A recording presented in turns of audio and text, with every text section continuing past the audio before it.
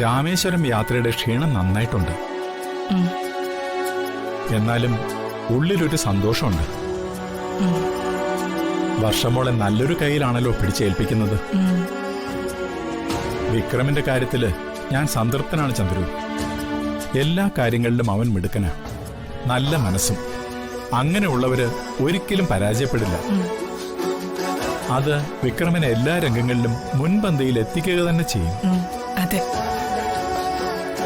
വർഷയുടെ കാര്യത്തിൽ എനിക്കും ടെൻഷനൊന്നുമില്ല മാധവേട്ട. അവള് സന്തോഷത്തോടെയും സമാധാനത്തോടെയും വിക്രമിന്റെ കൂടെ ജീവിക്കും. പക്ഷേ വന്ദനയുടെ ജീവിതം അത് ദുരിതങ്ങളിൽ നിന്ന് ദുരിതങ്ങളിലേക്ക് പോയിക്കൊണ്ടിരിക്കുക.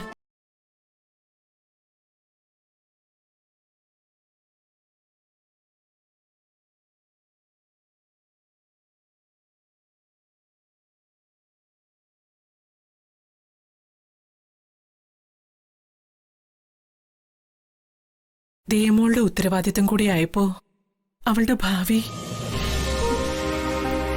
എനിക്കത് ചിന്തിക്കാൻ പോലും പറ്റുന്നില്ല. പാവം എന്റെ മോള് ഒറ്റപ്പെട്ടു നിൽക്കുക.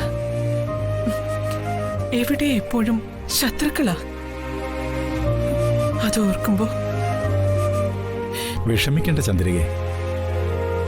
ഇത് വിക്രമന്റെ കോട്ടയാ.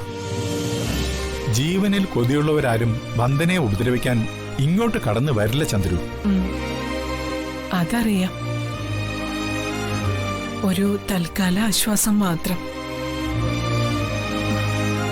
ആരാണ് എന്റെ മോളുടെ ശത്രു? എന്തിനാ അവരെന്റെ കുഞ്ഞിനെ ഉന്നം വെക്കുന്നത്? എന്തായാലും കല്യാണം ഒന്ന് കഴിയട്ടെ.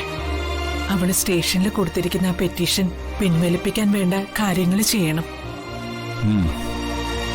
അത് മാത്രമേ ഇപ്പോ വന്ദനമോൾക്കൊരു രക്ഷാമാർഗമുള്ളൂ.